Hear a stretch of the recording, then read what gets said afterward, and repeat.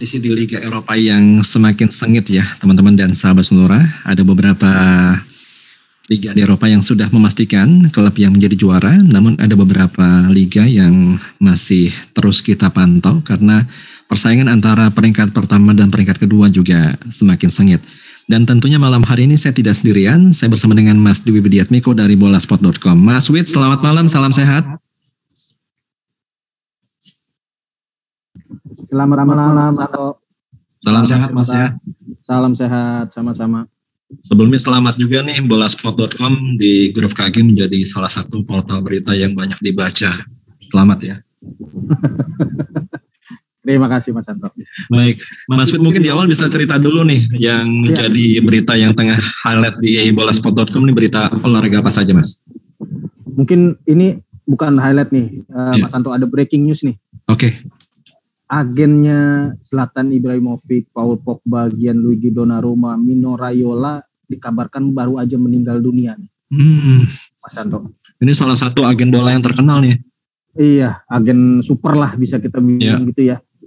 Agennya Erling Haaland juga nih. Jadi ini kabar duka ini nggak tahu nanti akan mempengaruhi seperti apa nanti bursa transfer di musim panas nanti. Iya. Meninggal dunia karena apa Mas? Serangan jantung? Sakit sih katanya, cuma belum ini sih, belum didetailin gitu sakitnya apa. Memang masih breaking news nih, masih hangat banget beritanya.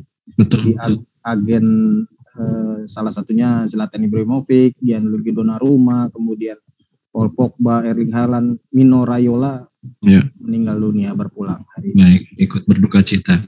Selain breaking news, berita apa lagi Mas? Udah pasti Liga Champion Mas. Betul. Yang pembahasan terbesarnya ya, karena di dini hari tadi sudah menuntaskan leg pertama babak semifinal Liga Champions. Dan ini kayaknya kita jago nih prediksi-prediksi ini Mas Anto. Karena yang minggu lalu kita bahas minggu lalu bener ya. Jadi Man City, duel antara Man City Real Madrid ini cukup seimbang. Ternyata memang kedua tim memang punya kekuatan yang setara gitu, tapi untuk leg pertama ini City kelihatannya punya sedikit keunggulan dan itu terbukti di pertandingan ketika mereka menang 4-3 ya atas Real Madrid. Jadi tapi buat Madrid tentu saja skor ini bisa membuat mereka cukup merasa optimistis untuk leg kedua nanti karena mereka bisa mencetak 3 gol di kandang lawan gitu ya. Betul. Sedangkan 1-0 mungkin ya. Kalau 1-0 belum cukup sih, karena kan sudah tidak ada gol tandang lagi ya, sudah tidak ada aturan gol tandang, jadi minimal harus selisih 2 ya untuk Real Madrid. Sedangkan untuk partai kedua yang Liverpool Villarreal kan kita kemarin minggu lalu bilang udahlah Liverpool kena inilah dapat pas bebas ke final gitu ya. Dan sekarang dengan skor 2-0 atas Villarreal, ya satu kaki Liverpool sih kayaknya sudah ada di final Liga Champions. Cuma kan Madrid akan bermain di kandang sendiri Mas, di Bernabeu. Peluangnya bagaimana Mas Wid?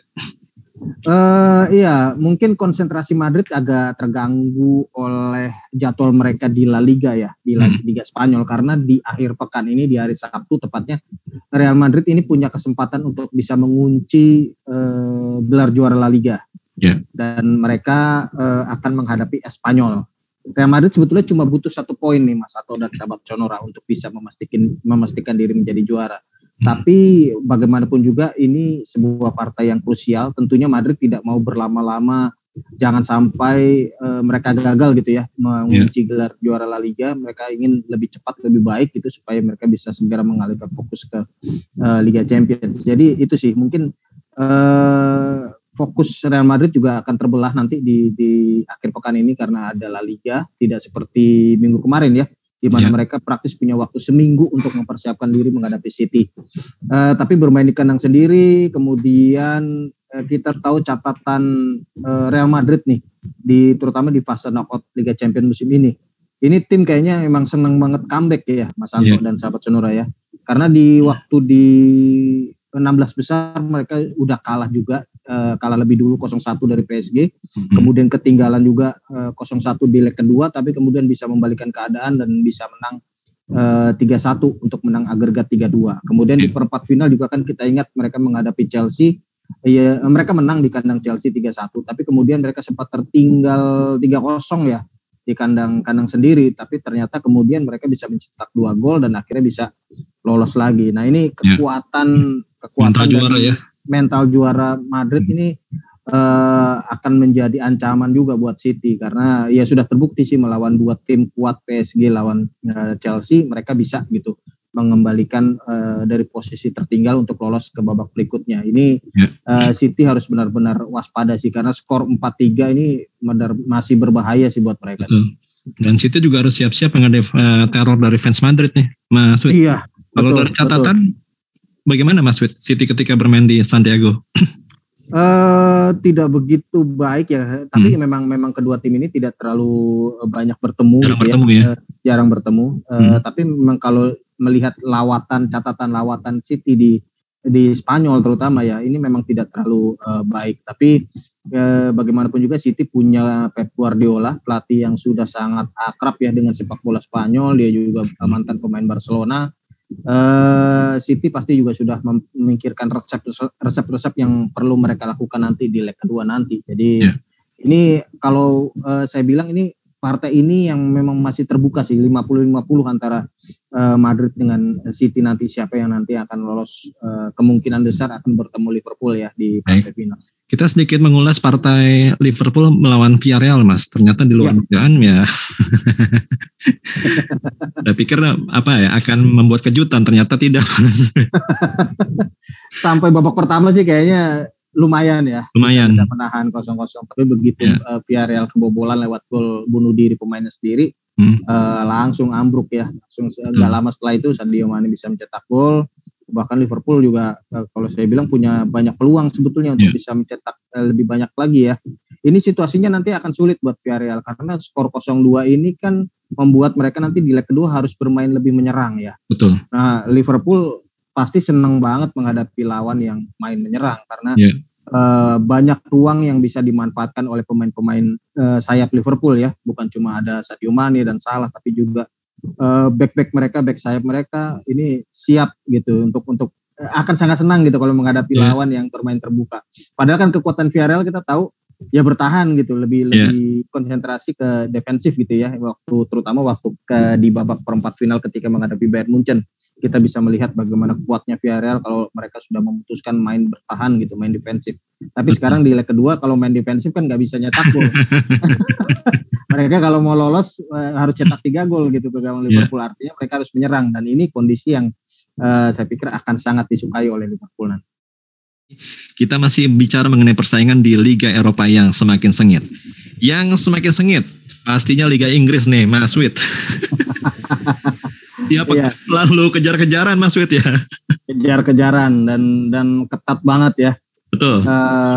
Di puncak klasemen sekarang ada Man City dengan 80 poin dari 33 pertandingan, sedangkan Liverpool di peringkat kedua dengan jumlah pertandingan sama dan 79 poin ya. Betul. Jadi ini sangat ketat. Sebetulnya Chelsea juga secara matematis sih masih bisa berharap gitu ya. Oke. Mereka dari 32 pertandingan 65 poin. Tapi sudah sangat tipis lah peluangnya Chelsea ini. Jadi kayaknya sih kita bisa fokus ke Man City lawan Liverpool nih sebagai 2 kandidat utama juara Premier League ya. Benar. Cuma berapa pertandingan terakhir nih Liverpool kayak menghadapi deadlock lah Mas. Cuma ya memang pelatihnya mah kaliber internasional ya. Sehingga Jurgen Klopp nih selalu menemukan cara ketika timnya nih tengah deadlock melawan tim lawan Mas. Iya, betul. Dan yang saya cermati dari Liverpool ini barangkali adalah mereka sedang dalam momentum yang lebih bagus sih daripada Man City sih kalau menurut saya Mas Ato. Karena di putaran kedua kompetisi Liverpool 2 kali ketemu Man City ya. Di di Premier League mereka imbang 2-2, kemudian di semifinal Piala FA mereka menang 3-2. Artinya secara moral itu Liverpool berada dalam posisi yang bisa membuat mereka yakin mereka bisa mengalahkan Man City gitu. Dan tentunya berlanjut kepada persaingan memperebutkan gelar juara Premier League ini.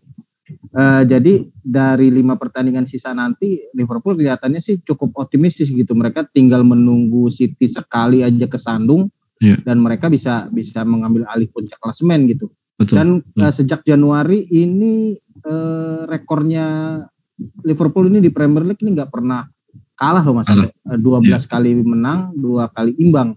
Itu lebih bagus daripada Man City di periode yang sama. City itu sempat sekali kalah, 3 kali imbang dan 9 kali menang. Jadi sebetulnya dari segi performa kalau kita lihat sejak bulan Januari ya, ini Liverpool kelihatannya dalam performa yang lebih bagus daripada City. Apalagi kalau kita lihat sepanjang semua ajang sejak Januari, praktis Liverpool cuma kalah sekali waktu lawan Inter Milan di Liga Champions. Tapi itu kita bisa hitung Liverpool mungkin udah nggak 100% lagi ya, karena mereka maksudnya sudah cukup yakin ketika itu mereka sudah menang 2-0 di kandang Inter, dan mungkin mereka sedikit melepas lah di leg kedua yang berlangsung di Anfield, makanya mereka malah kalah gitu, tapi tetap lolos sih. Betul. Jadi ini memang sangat menarik sih. Bagaimanapun juga City juga punya kualitas yang dari segi individu pemainnya, kualitas individu pemainnya jelas juga bisa menandingi Liverpool. Bahkan kalau menurut saya dari segi individual mungkin sedikit lebih baik dari City ya. Kebintangan pemain-pemainnya gitu. Betul. Ini akan sangat menarik sih nanti 5 pertandingan terakhir. Apalagi kalau kita lihat 5 partai sisa City dan Liverpool ini cukup setara sih. Kalau kita lihat kualitas lawannya gitu ya.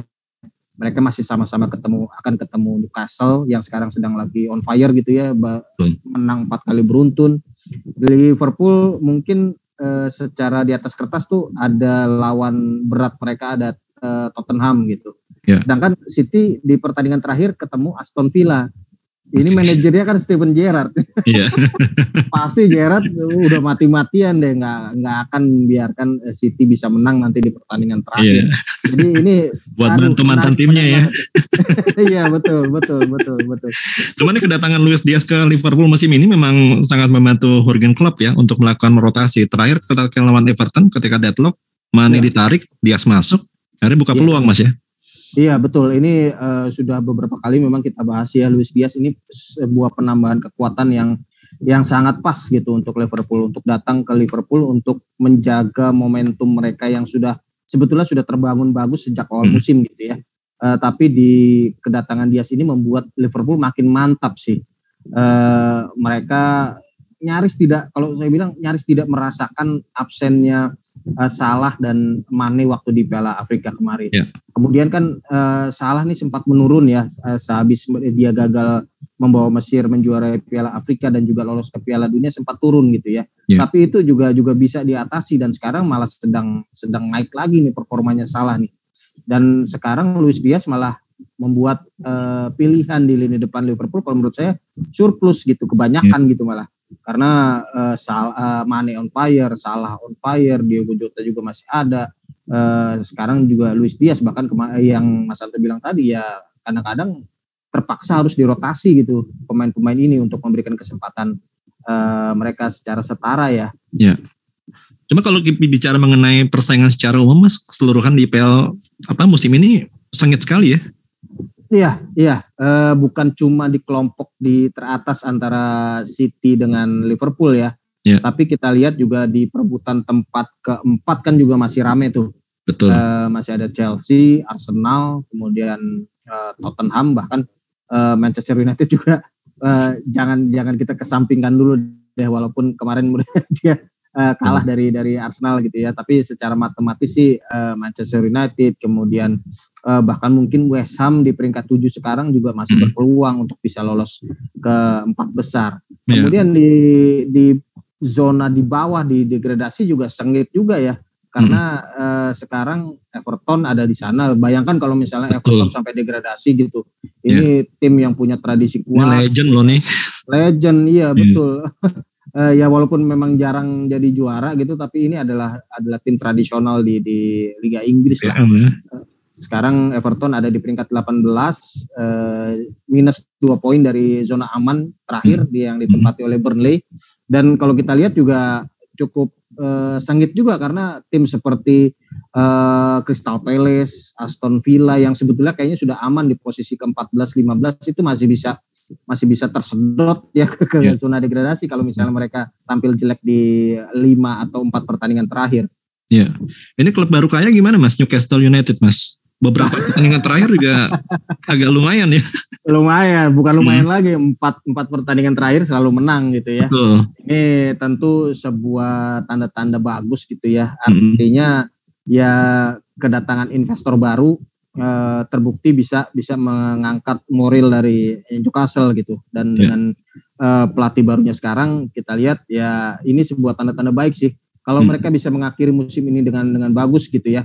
Ya mungkin mereka nggak lolos ke kompetisi antar klub Eropa, tapi kalau misalnya mereka bisa berada di papan tengah, artinya mereka bisa memperbaiki peringkat yang sempat ancur-ancuran di awal musim gitu ya. Dan ini akan menunjukkan bahwa mereka berjalan di arah yang benar sih kalau menurut saya. Artinya musim depan ketika kompetisi mulai dari nol lagi, ini Newcastle jadi kelihatan seksi gitu buat terutama buat pemain-pemain sih, pemain-pemain incaran mereka gitu ya. Sehingga walaupun mereka mungkin tidak akan tampil di Liga Champions, tapi pemain-pemain yang diincar oleh Newcastle ini mungkin tidak akan keberatan bergabung gitu kalau melihat ada potensi bahwa Newcastle kalau performanya terus seperti ini mungkin mereka bisa masuk ke papan atas. Masih awam nih dengan pemain-pemain Newcastle ya, karena sering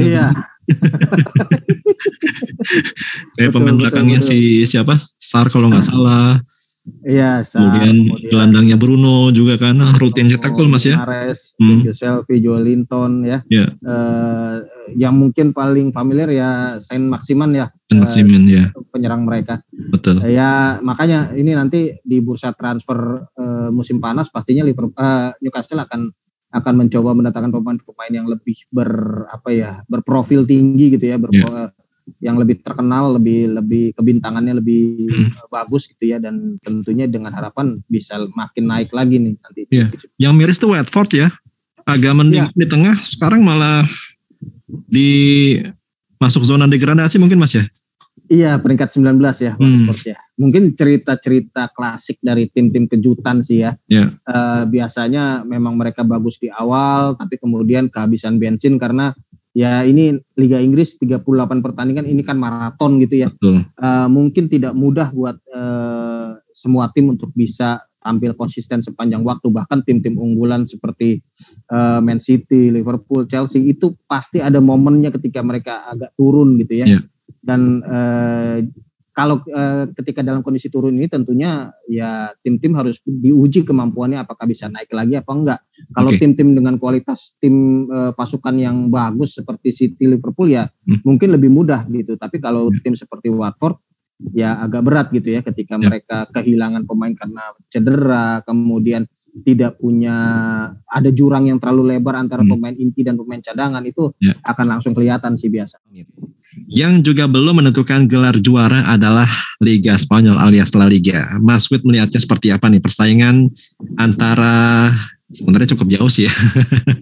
Cukup jauh Mas Santo. Cukup jauh. Cuma dikunci sih biar tenang. Iya. Ini akhir pekan ini sih kayaknya selesai nih La Liga. Penentuan ya. Penentuan juaranya sudah selesai karena Real Madrid sekarang sudah unggul 15 poin atas Barcelona dengan sisa 5 pertandingan. Secara matematis Barcelona bisa menyamai skor Madrid ya kalau misalnya Madrid kalah terus, sedangkan Barcelona menang terus. Dan Barcelona juga punya head to head yang unggul daripada Real Madrid karena mereka kalah 1-2 tapi kemudian menang di pertemuan kedua 4-0. Tapi ya masa iya sih Real Madrid sampai 5 kali kalah gitu ya. 5 kali kalah lagi ya. Sedangkan Barcelona 5 kali menang dalam saat bersamaan, Barcelona 5 kali menang beruntun kayaknya sih enggak sih. Dan kelihatannya sih ya minggu ini akan selesai karena Real Madrid cuma membutuhkan 1 poin, tambahan 1 poin ketika mereka akan menjamu Espanyol nanti di hari Sabtu peringkat 13. Sedangkan Barcelona akan menghadapi Mallorca di peringkat 16 ya.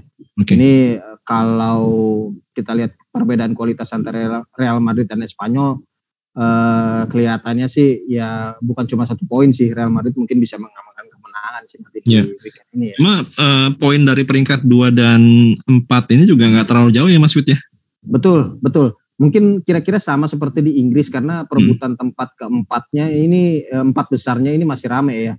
Selain Real Madrid yang sudah hampir bisa dipastikan bakal menjadi juara. Karena kalau kita lihat Barcelona, Sevilla, Atletico Madrid, kemudian Real Betis, bahkan sampai Real Sociedad dan Villarreal di peringkat ke-7 itu secara matematis masih berpeluang finish di 4 besar, Mas Santo. Yeah. Jadi ada 1, 2, 3, 4, 5, 6 tim yang memperebutkan 3 tempat tersisa ya. Okay. Karena sekarang kan yang sudah dipastikan lolos ke Liga Champions musim depan baru Real Madrid nih dari Liga Spanyol. Jadi ini masih sangat menarik sih, walaupun memang juaranya mungkin sudah akan ditentukan akhir pekan ini, tapi sisa pertandingan nanti masih akan menarik, terutama untuk menentukan siapa nanti yang akan menemani Madrid ke Liga Champions. Oke, kita soroti performa Barcelona musim ini, Mas.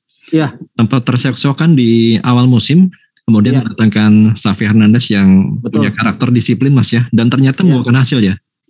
Iya, membuahkan hasil, tapi belakangan terseok-seok lagi nih, Mas. Itu dia. Mungkin karena nggak banyak pilihan pemain ya. Iya, bisa jadi seperti itu ya. Karena kalau kita lihat sebetulnya agak mengejutkan ketika langsung ngegas gitu Barcelona begitu mereka dilatih oleh Xavi ya.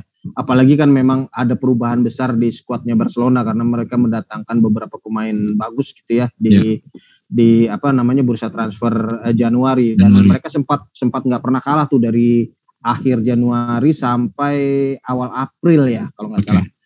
Sebelum mereka kalah dari, yang mengejutkan kalah dari Eintracht Frankfurt di Liga Eropa.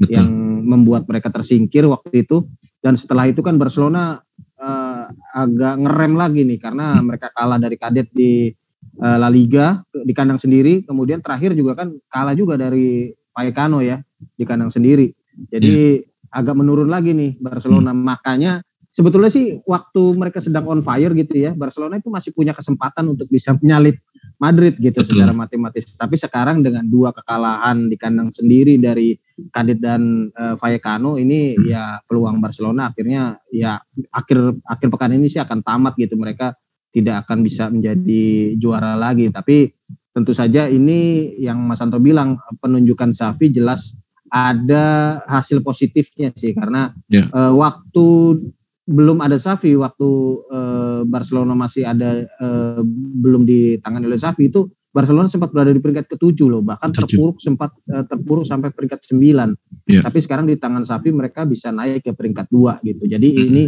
tentu saja menimbulkan harapan dan optimisme bahwa apabila nanti Xavi memegang tim sejak awal musim ya di kompetisi mendatang, ini mungkin Barcelona akan bisa kembali bersaing sih di jalur perebutan gelar juara. Ini sesuai dengan harapan manajemen ya, target Mas ya? Iya, betul. Karena waktu Barcelona mengalami kesulitan di awal musim kan memang mereka langsung ya sekedar lolos lah ke Liga Champions. Itu akan menjadi target Barcelona ketika mereka sudah merasa tidak bisa bersaing dengan Real Madrid. Dan ini kalau misalnya mereka bisa bertahan sampai peringkat kedua di akhir musim, ini tentu sebuah pencapaian yang cukup memuaskan ya buat Barcelona. Dengan segala gonjang-ganjing mereka, kepergian Messi, kemudian pergantian pelatih yang mereka alami di musim ini akan menjadi posisi finish yang cukup memberikan harapan untuk musim depan. Cuma performa Real Madrid kan juga kurang lebih sama Mas ya. Awal musim juga sempat terseok-seok kan ya, bahkan kita sempat ngobrol, wah nggak makin sukses nih kalau ada pelatih yang pernah melatih terus balik lagi ya kan? Iya. Balikan keadaan Mas Wid.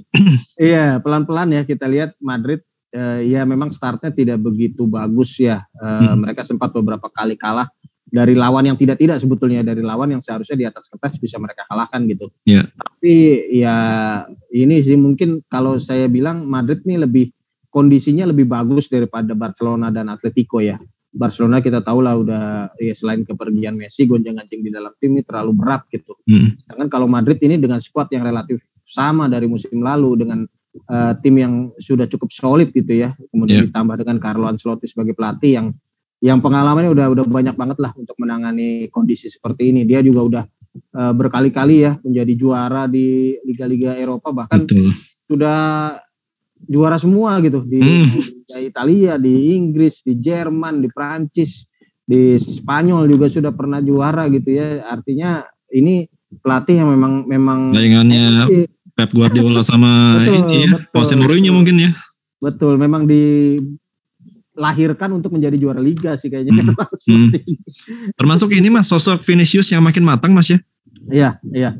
Iya, ini yang menarik nih, Vinicius nih tidak seperti pemain muda lainnya gitu ya. Maksudnya kalau pemain muda lainnya itu selalu biasanya tuh ingin unjuk gigi gitu, ingin sikap egoisnya itu ada gitu dari pemain-pemain muda potensial seperti Vinicius ini. Tapi terutama di paruh kedua kompetisi ini, Vinicius kayaknya menyadari kalau akan lebih baik kalau dia jadi pelayannya si Karim Benzema gitu ya. Dan terbukti memang Benzema banyak sekali mendapatkan assist dari Vinicius di sayap kiri, dan Benzema kita lihat ketajamannya tidak main-main di paruh kedua kompetisi ya. Betul. Bukan cuma di La Liga tapi juga di Liga Spanyol, di Liga Champions. Sampai dia sekarang dua-duanya top scorer tuh di Liga Spanyol, top scorer, memimpin daftar pencetak gol terbanyak. Di Liga Champions juga begitu, baru saja menggeser Robert Lewandowski ya di puncak pencetak gol terbanyak. Jadi ini tanda bahwa Vinicius memang kelihatannya dia tahu bahwa oke, mungkin gue lebih bagus jadi pelayan lah, jadi pemberi assist gitu. Nggak perlu memaksakan diri mencetak banyak gol gitu ya. Tapi dia tahu akan lebih bagus buat dia kalau misalnya dia memberikan peluang, memberikan assist kepada Benzema yang lebih teruji sebagai seorang penyelesai gitu ya. Cuman dulu ketika ditantang ke Madrid, rencananya jadi suksesor Ronaldo ya, Mas Wid? Iya, betul. Memang karena dari asalnya dari Brasil juga, kemudian sempat disebut-sebut Ronaldo ini ya, bukan cuma Ronaldo Cristiano tapi Ronaldo Kuncung ya. Ronaldo Kuncung ya. Sempat dianggap begitu, tapi belakangan sih kelihatan dia lebih ideal ya untuk menjadi seorang winger gitu. Betul. Dan perbedaan antara winger dan penyelesai sih kelihatan gitu, karena kalau dia memaksakan diri bermain sebagai penyerang tengah itu akan sulit menggeser Benzema memang. Karena Benzema bukan cuma pengalaman dan kualitas, tapi juga ini pemain kepercayaannya Ancelotti gitu. Akan sulit kalau misalnya Vinicius bersaing mencoba mendapatkan tempat di penyerang tengah. Akhirnya ya dia seperti rela lah agak digeser ke winger, tapi memang ternyata dia bisa menunjukkan penampilan yang tetap maksimal gitu ya. Benzema ini luar biasa loh, makin tua makin jadi, dan bahkan bulan April kan udah masuk bulan puasa ya.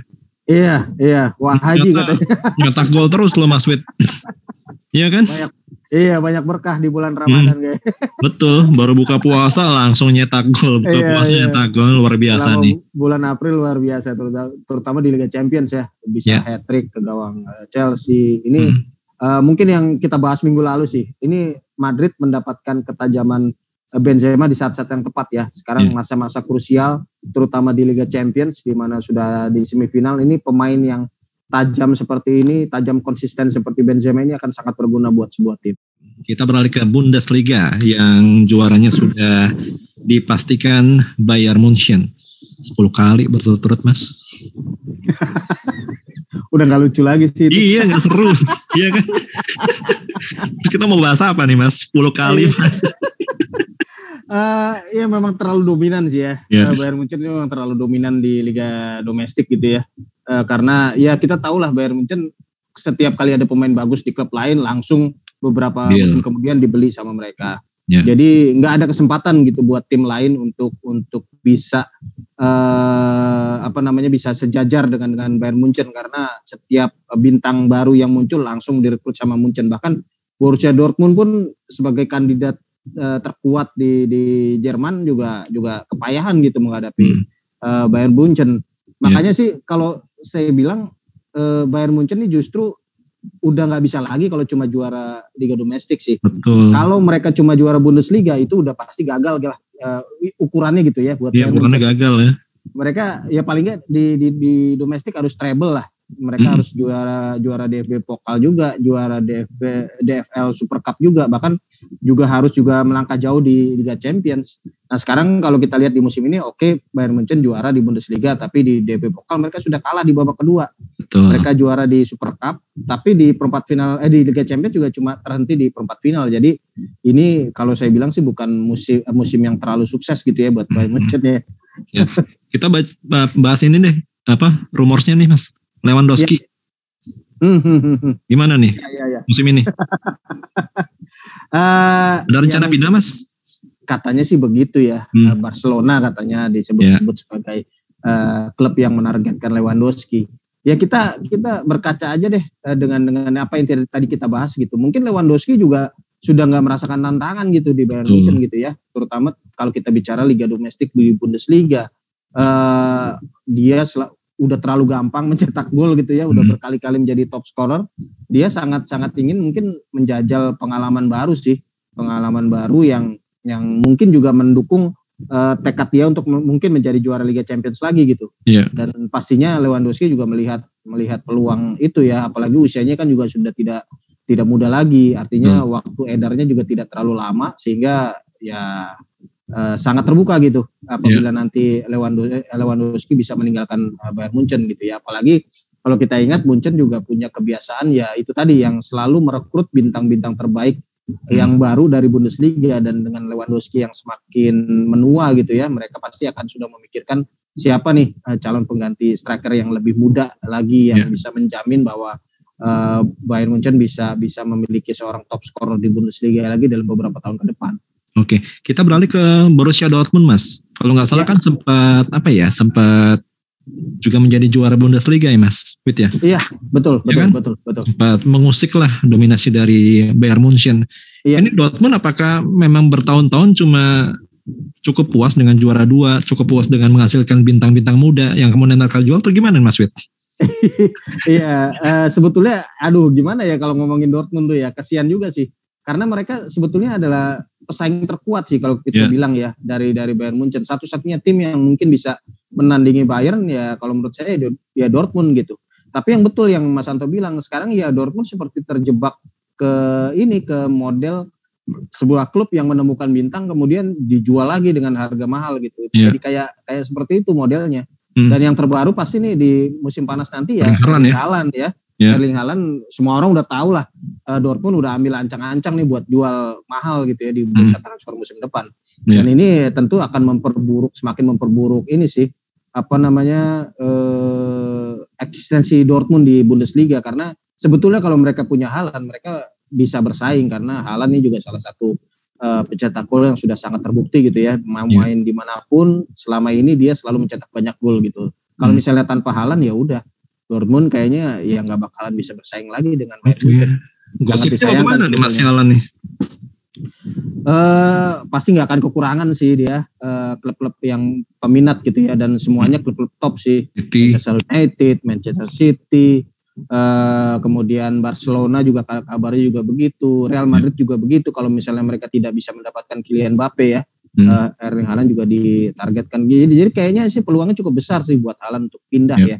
Pindah ke klub yang lebih top di bursa transfer musim depan, dan itu berarti PR lagi buat Dortmund untuk mencari satu bintang baru lagi yang akan menggantikan Haaland ya. Betul. Cuma persaingan di Bundesliga nggak begitu seru, Mas ya? Iya kan? Iya. Jauh-jauh banget lah. Bukan cuma Munchen gitu ya, tapi jarak antara Dortmund dengan tim-tim di bawahnya juga cukup jauh gitu.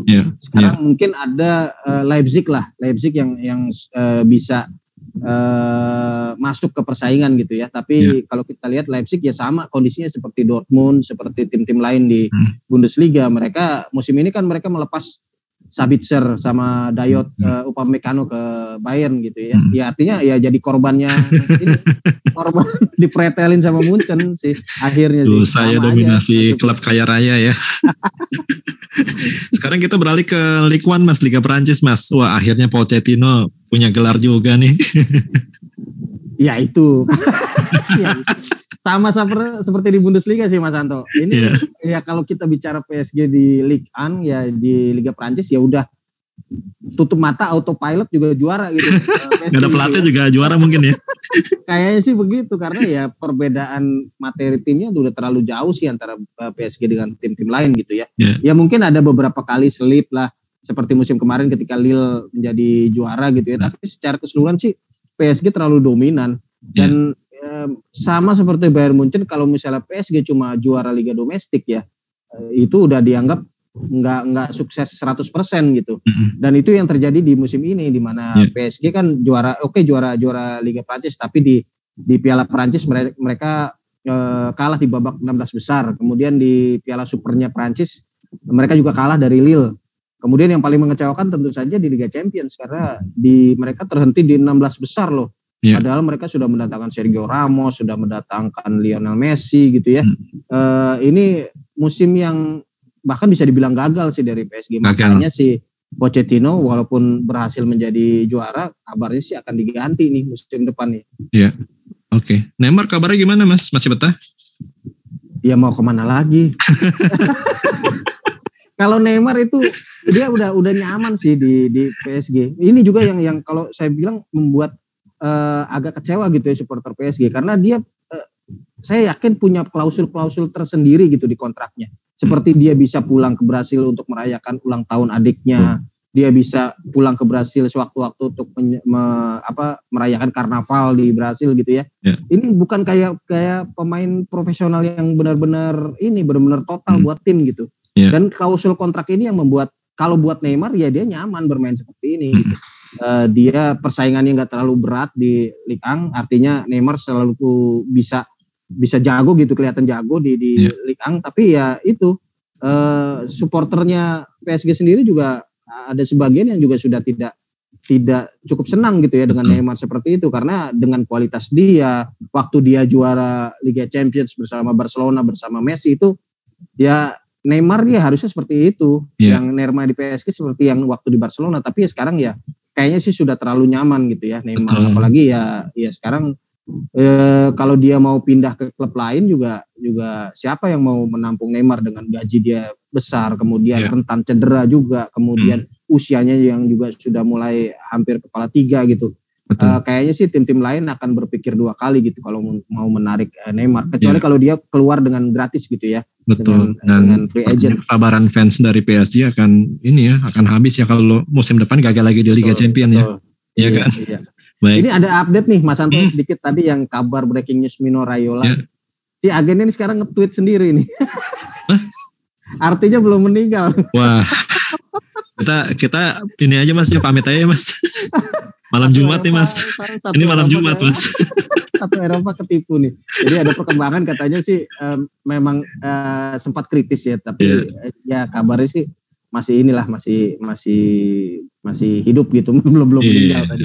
Tadi memang report breaking news aja sih. Jadi yang masih dicari kebenarannya, dan sekarang sih tadi pukul 7.41 sih masih nge-tweet nih Mino Raiola. Harusnya hari ketiga Mas baru bangkit. Mas Fit, makasih banyak ya buat waktunya ya. Makasih Mas Anto. Kita ketemu lagi di acara yang sama hari Kamis yang akan datang. Mudah-mudahan kita selalu sehat. Yang lagi mudik di kampung halaman, salam dari kami untuk keluarga. Kita ketemu lagi di acara yang sama pada hari Kamis yang akan datang. Selamat malam dan sampai jumpa.